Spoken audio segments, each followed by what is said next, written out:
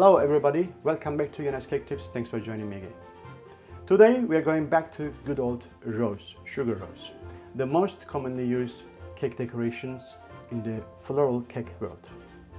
So there is so many techniques available to use to make the simple sugar rose. We can do some really time-consuming work to make the roses as like competition level, and we can also do very simple, which I show you my method some time ago, how to take the fondant, simple fondant from packaging, get them in sausage shape, slice them, pressurize them between two plastic sheets. So if you didn't watch that video, please go back to watch this one now or right after this video, because it will not make sense to see what I'm doing today if you don't have that knowledge. So these are the roses which I showed you last time. Simple fondant rose, and then different sort of number of petals determine the size of the rose, and then just a very quickly, very practical way of getting a rose done and using on the day-to-day basis. So as you see over here in this sample, there is two different ones here. This is the rose which I showed you before, and that is the rose which I'm going to show you today. So what are we having here? We have one more layer outside as outer petal layer to bring this rose one more sophisticated level up.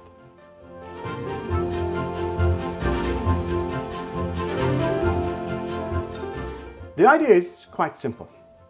There is a limitation if you use this method. So this is 1, 3, and 5, and it's already quite heavy. And if I add one more layer outside, it will be much more heavier and bulky. It's not going to be nice. But I want to use still this method as quick as this, and I like to make this rose larger.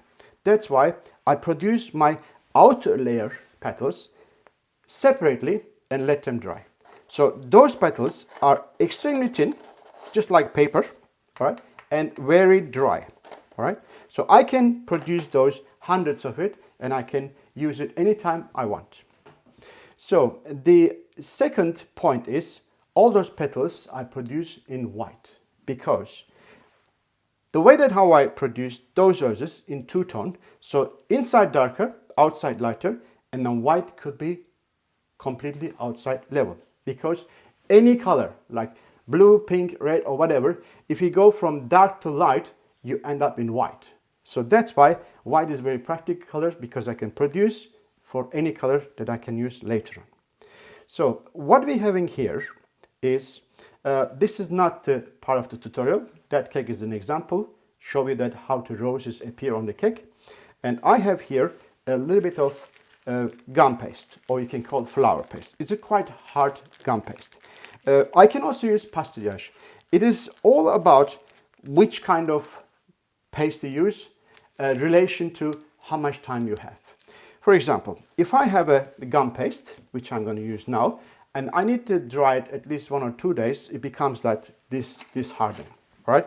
And then also, if I want to make it something like in a few hours time, I will use it only pastillage. So pastillage, there's no fat inside. I can do it very quickly. So that means the question is not what kind of paste I use, the question is how much time I have. So you can even take the normal fondant, add some more tylose, some more icing sugar inside, make it much more firmer, roll it paper thin, and do what I'm going to do today, and you can achieve that. So it is not a question of what kind of paste you need, how much time you have, as I said. So what I have over here, plastic spoons. Every plastic spoon will work, but the soup spoons will work best because they are more roundish and they're more deep. So that is actually good. One of my good friend is like Greg Clary, is very much of like a sugar flour specialist, and he's really guru about that. And then these spoons, I take it from him.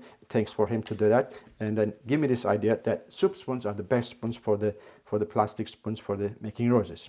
So I have over here rose petal pad that I can use, and I have here of course the ball tool, but the metal one is the best. Don't use plastic one, because plastic, you press it, it will break very easily. All right, it's sort of ordinary cutter, an optimum size for that rose. You can use a little bit smaller, a little bit larger, depends on what's the size of the roses you want to use. And I have here cupcake holders, like what is it called, paper cups. All right, and I use the aluminum one because you can shape it. It will stay wherever you shape it. It will be quite easy. Starch, maybe not necessary because gum paste is very firm, so I can roll it on the table probably without using any starch, doesn't matter. So last thing what I have over here, some melted white chocolate, which is not melted, I'm going to melt it later on. I'm going to use that to gluing the petals into the lower part of the rose inside that paper cups. So I take small piece of flour paste or gum paste at a time. I'm not going to roll too big because if you want to roll something very, very thin, like paper thin, you cannot roll it too big piece. Just a small piece like this. All right, like that. Give a bit of knead. Let's put a bit of starch, just a little bit. Okay, and roll. Don't try to roll all in once to the paper tin. You just have to remove and then roll it again. Just release from the table. Okay. Sometimes turn upside down. You can go really, really thin with this. Really, really thin. Okay. All right. So better to have some starch. Look at this. It's like getting very thin.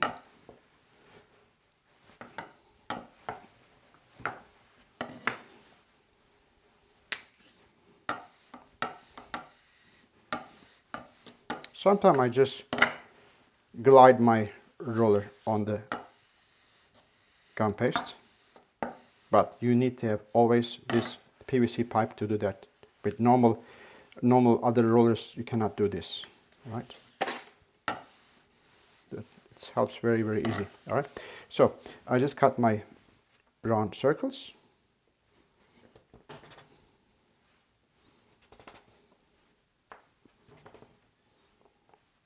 Pastilla is a bit more difficult because it dries very quickly. But, you know, there's advantage that it dries very quickly, so I can continue doing very quickly. With this one, I have to wait probably till tomorrow. But never mind, I have already dry petals to show you what to do. Right? So, put it here. And just go carefully, go around. You have to do it only half, not sort of like the lower part, because it says this, it can stay as it is, doesn't matter. So between sort of 8 o'clock till 4 o'clock, like this, okay? And then give it as thin as possible. As you see, the petal become a bit more oblong, which is very good. But after that, you take this and put in here. Just about 4 or 5 millimeter outer, we just let go down. All right, that's it. Second one.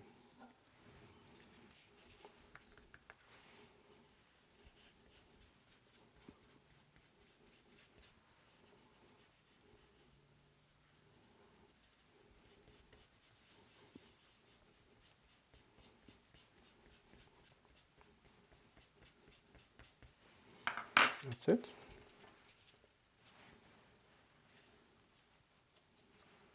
Put here again.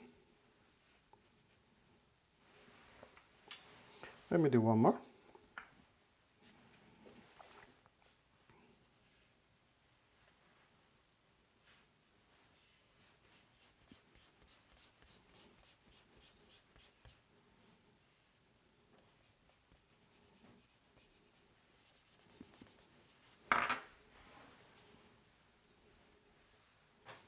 So that is the way how we start doing this.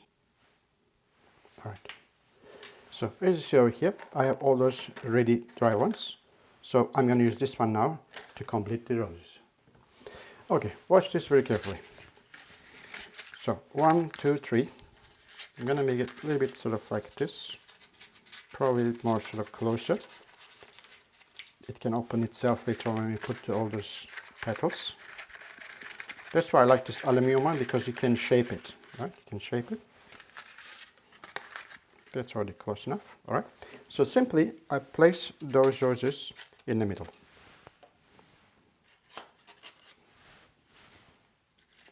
All right. Now, next thing is, I take those petals, holding like this. Don't dip like that. That's the point. Don't do it like this. You just use like this way, just touching over here. So you don't have any chocolate outside, only inside. Okay, like that, and then putting inside here. Look, just like this. All right. Next one. We can't use this one because it's still dry, still soft.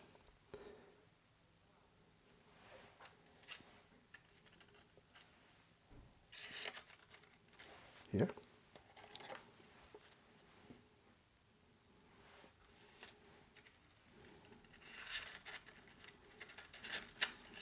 Here.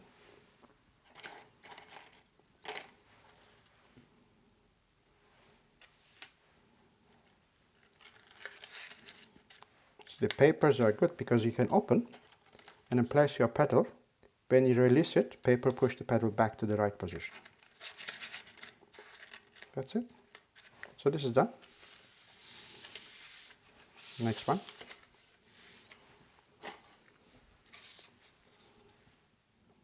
I use here 5 pedal outside. You can also use 6 if you like. You just have to put a bit more closer to each other. That's it, that's the second one. And the last one.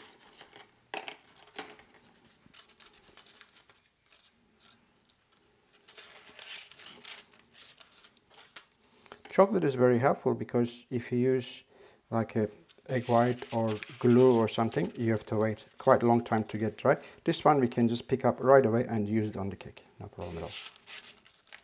That's it. So give me a few minutes, I wait till this chocolate dry and put it together. So let's put these roses together, very simple. Let's imagine this is a cake surface and I'm going to put it together.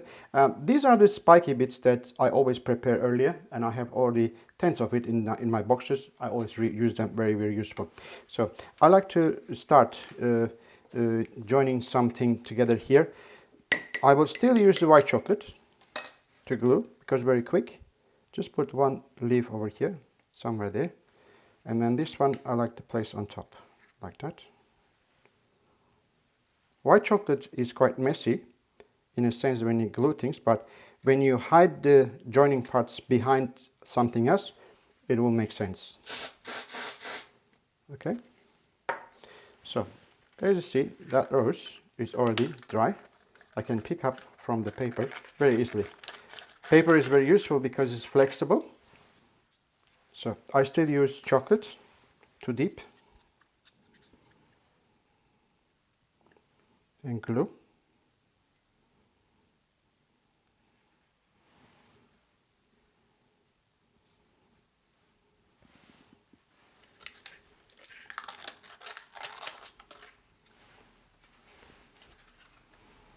Put some chocolate here.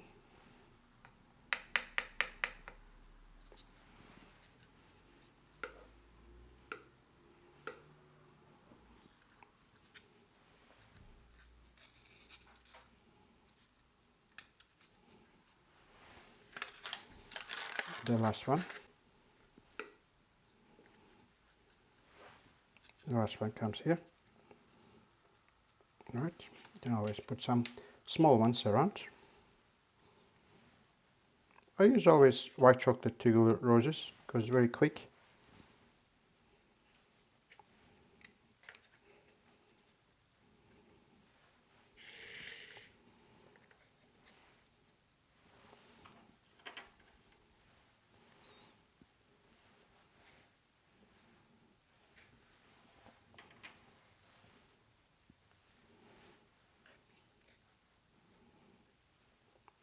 And last, you can always use a couple of leaves to hide the joining points.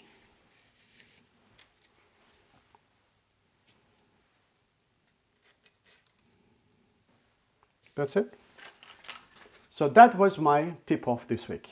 How to make roses in that large size using simple techniques. But I should say actually differently. Using 2 different simple techniques and using 2 different pastes into one rose to achieve that simple, quick, large rose. So these are the points that I was trying to bring to your attention today. God bless you all. Thank you so much for watching me and being in this channel today. And until next tutorial, bye for now.